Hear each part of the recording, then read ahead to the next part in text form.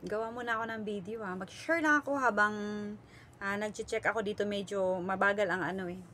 Alam niyo, yung time na dumating ako dito sa Hong Kong, first time ko kasi ibang bansa, eh, hindi ko alam yung itsura, mga ano dito sa Hong Kong.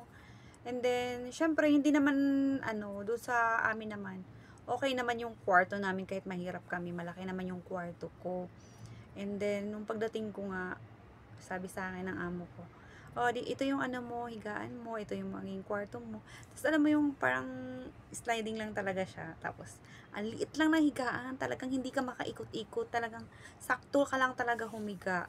And then yung sarado niya, hindi talaga yung fix na sarado.